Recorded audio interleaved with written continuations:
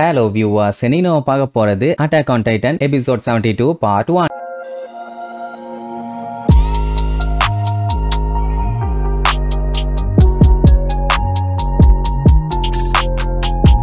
Open பண்ணா சில வருஷங்களுக்கு முன்னாடி காட்டுறாங்க. எந்த டைம்னு பாத்தீங்கன்னா திடீர்னு செவுத்துக்குள்ள டைட்டன் வந்துச்சு. சுத்தி எல்லாம் பார்த்தாங்க. ஆனா எந்த செவருமே உடையல. பட் எப்படி டைட்டன் வந்துச்சுன்னு ஒரு குழப்பத்துல இருந்தாங்கல்ல. அது என்ன ஏதுன்னு இப்பதான் சொல்லுவாங்க. கோனியோட வில்லேஜ் பாத்தீங்கன்னா எப்பவும் போல நல்லபடியா தான் இருந்திருக்கும். ஆனா சடனா ஊருக்குள்ள பயங்கரமான புகை. வில்லேஜ் மக்களுக்கு என்ன ஏதுன்னு ஒண்ணும் புரியல. இத பண்றது யாருன்னு பாத்தீங்கன்னா நம்ம ஜீகேகர் தான். அவன் ஆளுகளை வச்சு இந்த மாதிரி கேஸ் அடிச்சுட்டு இருப்பான். இது வேற ஒண்ணும் இல்ல, அந்த ஸ்பைனல் ஃப்ளூயிட் தான். அத ஊசியா போட்டு தானே எல்லாத்தையுமே டைட்டனா மாத்திட்டு இருந்தானுங்க. அப்படியே ஊரை ஃபுல்லா புடிச்சு ஊசி போட்டுட்டு இருக்க முடியாதுன்னு கேஸ் அடிச்சு விட்டானுங்க. கொஞ்சோண்டு அந்த கேஸ மோந்தாலே போதும், யாரெல்லாம் எல்டியன்ஸோ அதாவது சப்ஜெக்ட் ஆஃப் யூமிர்ஸோ அவங்க எல்லாருமே டைட்டன்ஸா மாறுவாங்க. சொல்ல போனா அவங்க பாடியை கண்ட்ரோல் பண்ண முடியாம கான்சியஸை இழந்து டோட்டலா அவங்க மாறிடுவாங்க. கார் டைட்டன் முதுகுல ஜீகேகர் பொட்டி பொட்டியா கட்டி கூட்டு வந்திருந்தால அது எல்லாமே இந்த வேலையை பாக்குறதுக்காக தான். அதுக்கப்புறம் அந்த வில்லேஜே டைட்டனா மாத்திட்டான். அதுதான் அந்த ரகக்கோ வில்லேஜ். நம்ம கோனியோட அம்மா டைட்டனா மாறி இருந்ததுக்கு காரணம் அதான். இந்த விஷயத்த எல்லாமே ஜீகேகர் நம்ம லெவி கிட்ட சொல்லுவான். அந்த வில்லேஜோட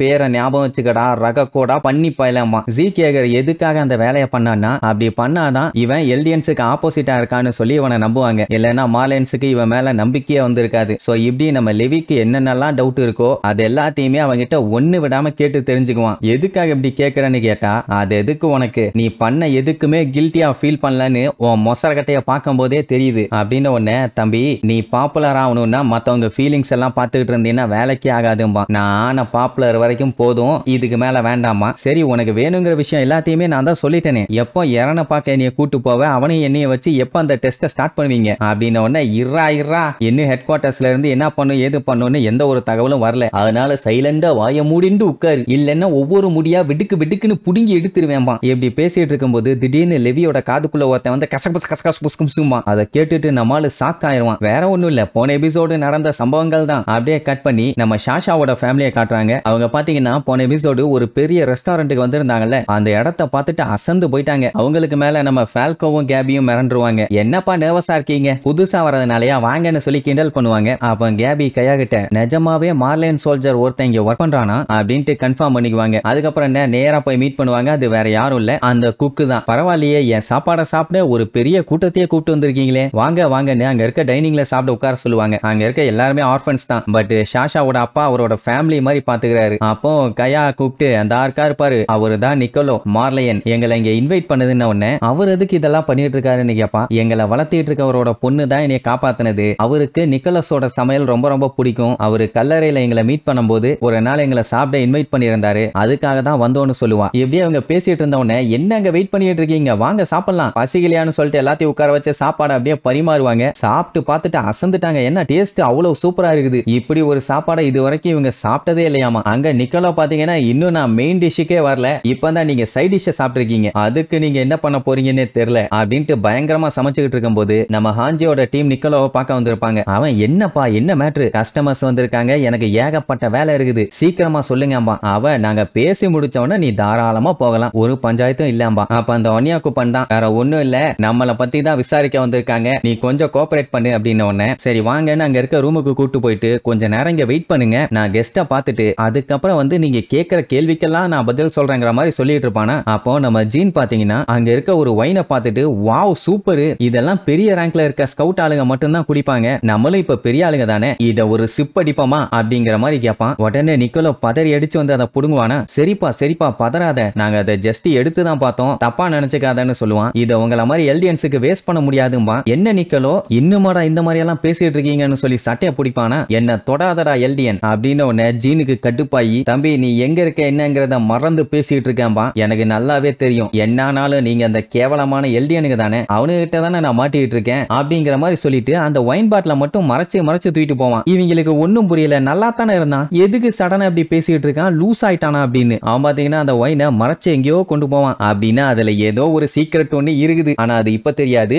போக தெரியும். அப்படியே அவன் அங்க போறத நம்ம ஃபால்கோ பார்த்துட்டு ஐயோ எனக்கு வயிறு வலிக்குது, நான் பாத்ரூம் போகணும்னு சொல்லிட்டு ஓடுவான். உடனே கேபி இருந்துட்டு இருந்துட்டு நான் என் தம்பிக்கு ஹெல்ப் பண்ண போறேன்ட்டு அவளும் கூடவே சேர்ந்து ஓடிடுவா. வேற ஒண்ணும் இல்ல, அவனை மீட் பண்றதுக்காக தான் போறாங்க. அப்ப நிக்கலோ பேஸ்மெண்ட்ல ஃபீல் பண்ணிட்டு இருக்கும்போது இவங்க ரெண்டு பேரும் உள்ள வருவாங்க. கண்ணுகளா பாத்ரூம் இந்த பக்கம் இல்ல அந்த பக்கம் போங்கம்பா. நாங்க ஒன்னும் பாத்ரூம் போறதுக்காக வரல, நாங்க மார்லியன்ஸ், சொல்ல போனா நாங்க எல்லாரும் வாரியர் கேண்டிடேட்ஸ் பாங்க. அவனுக்கு ஷாக் ஆயிரும், நீங்க இங்க என்னடா பண்ணிட்டு இருக்கீங்கன்னு. அவங்க இருந்துட்டு நீங்க ஒண்ணு கவலைப்படாதீங்க, இன்னும் கொஞ்ச நாள்ல இந்த ஐலாண்டை எதிர்த்து ஒரு பயங்கரமான சண்டை ஒண்ணு நடக்க போகுது. அந்த சண்டையப்போ நம்ம இங்க இருந்து எஸ்கேப் ஆயிடலாம். அது வரைக்கும் நம்ம இங்க பத்திரமா இருந்தா போதும். உங்களுக்கு தெரிஞ்ச வேற ஏதாச்சும் மார்லே சோல்ஜர்ஸ் இருக்காங்களான்னு கேப்பா. முதல்ல நீங்க இங்க என்ன பண்ணிட்டு இருக்கீங்கன்னு கேட்ட உடனே இந்த ஐலாண்ட்ல இருக்க டெவில்ஸுங்க லிபரியோவை தாக்கிட்டு அதுக்கப்புறம் ஏர்ஷிப்ல எஸ்கேப் ஆகி போனாங்க, நாங்க அதுல ஏறி தான் வந்தோன்ன உடனே அப்போ இவனுக்கு டவுட் ஆகும். ஏன்னா ஏதோ ஒரு சின்ன பொண்ணு தான் நம்ம ஷாஷாவை கொண்டான்னு சொல்லி கேள்விப்பட்டிருப்பான், ஆனா யாருன்னு தெரியல. அப்போ நீங்க யாரையாச்சும் கொன்னீங்களான்னு கேட்பான். ஆமா, நான் தான் ஒரு ஃபீமேல் சோல்ஜரை கொன்னேன், செஞ்சுட்டேன். இதே மாதிரி அடுத்தடுத்து அந்த டெவில்ஸுங்க எல்லாத்தையுமே நான் கொல்லுவேன் அப்படி இப்படின்னு பயங்கரமா வீரவசனம் பேசுவா. பால்கோ இருந்துட்டு வேண்டாம் அமைதியாரு அமைதியாருன்னு சொல்லுவான், கேட்க மாட்டான். இதெல்லாம் கேட்டுட்டு இருந்த நிக்கலோ திடீர்னு கடுப்பாயி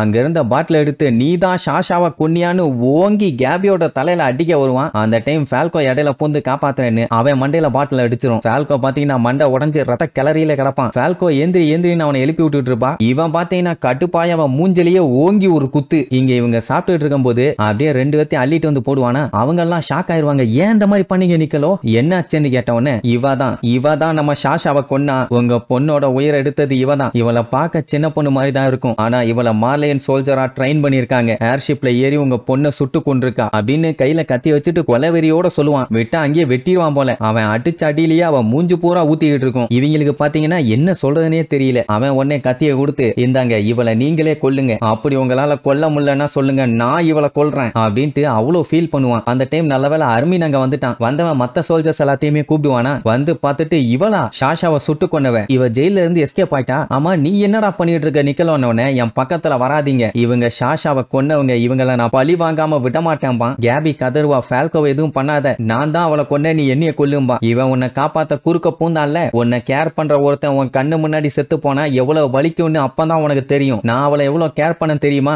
எல்டியனை டெவில்னு சொல்றீங்களே, அவ என்னோட குக்கிங்க எவ்வளவு ஆசைப்பட்டு சாப்பிடுவா தெரியுமா. மத்தவங்க யாரும் அந்த அளவுக்கு சாப்பிட மாட்டாங்க. என்னால சாப்பாடை வச்சு மக்களை சந்தோஷப்படுத்த முடியும் அப்படின்னு எனக்கு உணர்த்தினதே அவதான். அவ பேரு ஷாஷா, அவளை நீ என்கிட்ட இருந்து பிரிச்சுட்டேன்னு ரொம்பவும் வெக்ஸாகி பேசுவான். உடனே கேபி கத்துவா, என்னமோ அவளை சுட்டுட்டேங்கிற, நான் கேர் பண்றவங்களை அவ கொன்னாலே, அதுவும் என் கண்ணு முன்னாடி உன்னோட ஷாஷா. அப்ப எங்க போனேன், அவ தான் ஃபர்ஸ்ட் என் ஆளுகளை கொன்னா, அதனாலதான் நான் ரிவெஞ்ச் எடுத்து அவளை கொன்னேன் அப்படின்னு உடனே எனக்கு அதை பத்தி எல்லாம் கவலை இல்லைன்னு சொல்லிட்டு பால்கோ கழுத்துல கத்திய வச்சிருவான். உடனே அவ இருந்துட்டு அப்படியே உசுப்பேத்தி ஒரு ஆளாமா, நீ ஒரு மார்லியன் சோல்ஜர், போய் இந்த எல்டியன் டெவில்ஸ் கண்டி சப்போர்ட் பண்ணி எங்க கூட சண்டை போடுறியா, கொஞ்சம் கண்ணை திறந்து பாரு அப்படி இப்படின்னு உடனே நம்ம சாஷாவோட அப்பா நிக்கலோ கத்தியை என்கிட்ட குடுன்னு வாங்குவாரு. கேபி கன்ஃபார்மே பண்ணிட்டா இவங்க ரெண்டு பேர்த்தையும் காலி பண்ண போறாங்கன்னு. அவரு கத்தியை இவங்க முன்னாடி காமிச்சு அப்படியே அந்த ஷார்ப்னஸ் டெஸ்ட் பண்ணுவாரு. ஆஞ்சி பார்த்துட்டு வேண்டாம் இத பண்ணாதீங்கம்மா, நைஃபை கீழே போடுங்கன்னு உடனே அவரு ஷாஷாவை பத்தி சொல்லுவாரு. ஷாஷா வந்து சாதாரண பொண்ணு இல்ல, அவ ஒரு ஹண்டர். அவ சின்ன பொண்ணா இருக்கும் போதே காட்டுக்கு போய் வேட்டையாடி எங்களுக்கு சாப்பாடு கொண்டு வருவா. சொல்ல போனா நாங்க வாழ்ந்ததே அப்படித்தான். எங்களுக்கு தெரியும் அந்த வாழ்க்கையை எங்களால கடைசி வரைக்கும் வாழ முடியாதுன்னு. அதனாலதான் ஷாஷாவை ஆட்டை விட்டு வெளியில அனுப்புனாங்க. அவ ஒரு சோல்ஜரா இந்த உலகத்தையே பார்க்க வெளியில போனா. அவளும் நிறைய பேர்த்த கொன்னா, கடைசியில அவளையே கொன்னுட்டாங்க. இந்த காட்டை விட்டு போனாதான் அவளோட வாழ்க்கையை வாழுவா, நிறைய விஷயத்த தெரிஞ்சுக்குவா, சந்தோஷமா இருப்பான்னு நினைச்சேன். ஆனா இந்த உலகமே இப்ப காடாதான் இருக்குது. எல்லாருமே இப்படி மாத்தி மாத்தி அடிச்சுக்கிறீங்க. அவ ரொம்ப நாள் காட்டுக்குள்ள சுத்திட்டா, அதனால இறந்துட்டா. இனி அடுத்து வர்ற ஜெனரேஷனை நம்ம அந்த மாதிரி காட்டு மிராண்டிகளா மாத்தக்கூடாது. திருப்பி இவனை அவன் பலி வாங்குறது, அவனை இவன் பலி வாங்குறதுன்னு எல்லாத்தையும் ஸ்டாப் பண்ணுவோம். இதுக்கு முன்னாடி இருந்த பெரியவங்க இதை பண்ணாததுனாலதான் நம்ம இப்படி ஒரு நிலைமையில வந்து இருக்கோம். நம்ம தான் எல்லாத்தையும் மாத்தணும்னு அவங்க ரெண்டு பேர்த்தையுமே விட சொல்லிடுவாங்க. நம்ம மிக்காசாலாம் அவளுக்கு அடிபட்டிருக்கான்னு வேற பாப்பான். அந்த டைம் தான் காயா கடுப்பாயி கத்தி எடுத்துட்டு வந்து